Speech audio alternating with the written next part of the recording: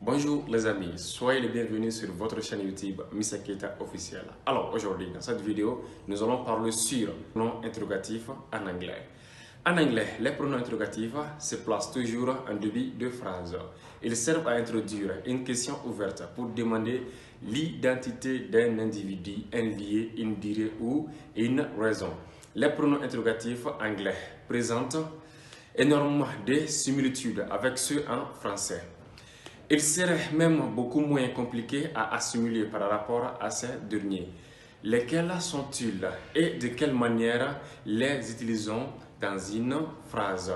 On vous explique dans cette vidéo. Alors, c'est parti. Les pronoms relatifs anglais sont who, whom, whose, what, which, why, when, how et where. Who et whom signifie qui. Whose signifie à qui. What signifie que, quel. Which signifie que, quel. Why signifie pourquoi. When signifie quand. How signifie comment. Et where signifie où. Alors ici, nous parlons des pronoms interrogatifs et non les pronoms relatifs. Sachez que certains pronoms interrogatifs peuvent aussi être introduits au niveau des pronoms relatifs et ça peut donner aussi d'autres sens qui sont différents que ceux dont nous venons juste de les expliquer. Donc ici on ne fait que parler des pronoms interrogatifs. Les pronoms interrogatifs who, whom et whose, je vais les expliquer. Who est employé pour parler du sujet de la phrase. Who est employé pour parler du sujet de la phrase. Quant à whom, il sert à évoquer le complément d'objet, c'est-à-dire l'objet de quoi on parle dans le dialogue. Alors, whose, pour sa part, introduit une question pour demander une appartenance. Quelques exemples pour mieux comprendre. Premier exemple. Who dares say that? Who dares say that? C'est-à-dire, qui ose dire ça? Qui ose dire ça? Deuxième exemple. I know you walk with me, even though I can see you. Whom shall I fear? En français, je sais que tu marches avec moi, même si je ne peux pas te voir. De qui dois-je avoir peur? Alors, troisième phrase. Whose bag was stolen? Whose bag was stolen? À qui appartenait le sac qui a été volé? À qui appartenait le sac qui a été volé? Whose bag was stolen? Les pronoms interrogatifs what et which. What traduit dans tous les cas que, mais il traduit également quel dans un sens plus général lorsqu'on ne peut pas employer which. Alors, what est employé pour poser des questions portant sur des généralités. Et which s'emploie lorsque l'on doit faire un choix entre deux ou plusieurs choses, ou bien lorsqu'on doit désigner une personne ou une chose parmi d'autres et que le choix est réduit. Quant à which, il introduit des phrases interrogatives dont les choix de réponse sont restreints. Alors nous allons passer par quelques exemples pour mieux comprendre. Premier exemple. What are we doing here? What are we doing here? Que faites-vous ici? Que faites-vous ici? Deuxième exemple.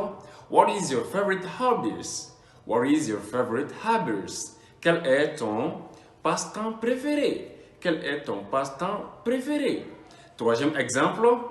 Which day of the week is your favorite? Which day of the week is your favorite? Quel jour de la semaine est ton favori? Sinon, est ton préféré? Quel jour de la semaine est ton préféré? Alors, quatrième exemple. Which color of the paint shall I buy? Which color of the paint shall I buy? Quelle couleur de pantalon dois-je acheter? Quelle couleur de pantalon dois-je acheter? Alors, les pronoms interrogatifs where. Where signifie où en français. Il introduit une phrase interrogative dont la réponse est un lieu. Exemple, where do you live? Where do you live? Où habitez-vous? Où habitez-vous? Deuxième exemple. Where is my book? Where is my book? Où est mon livre? Où est mon livre? Alors, le pronom interrogatif how. How signifie littéralement comment. Lorsqu'il est employé seul dans une phrase interrogative. Il prend un tout autre sens lorsqu'il se place devant certains adverbes comme how often, how long, how many, etc. Quelques exemples pour mieux comprendre le pronom interrogatif how. Premier exemple. How shall I do with this computer? How shall I do with this computer? Que dois-je faire avec cet ordinateur? Que dois-je faire avec cet ordinateur? Deuxième exemple. How many cookies did you take? How many cookies did you take? Combien de biscuits avez-vous pris? Combien de biscuits avez-vous pris? Alors, troisième phrase. How old is your grandmother? How old is your grandmother? Quel âge a votre grand-mère? Quel âge a votre grand-mère? Le pronom interrogatif why. Why est l'équivalent du pronom interrogatif français pourquoi. Il est utilisé pour demander une raison. Exemple, why didn't you understand? It is so easy. Why didn't you understand? It is so easy. Pourquoi n'avez-vous pas compris? C'est si simple. Pourquoi n'avez-vous pas compris? C'est si simple. Deuxième exemple. Why didn't you take my book? Why didn't you take my book? Pourquoi n'as-tu pas pris mon livre? Pourquoi n'as-tu pas pris mon livre? Alors, le pronom interrogatif when, signifiant quand en français. When introduit une phrase interrogative dont la réponse fait référence à une date ou une époque très précise. Exemple, when shall I go to his home? When shall I go to his home? Quand devrais-je aller chez lui? Quand devrais-je aller chez lui? Deuxième exemple, when did Mali get his independence? When did Mali get his independence?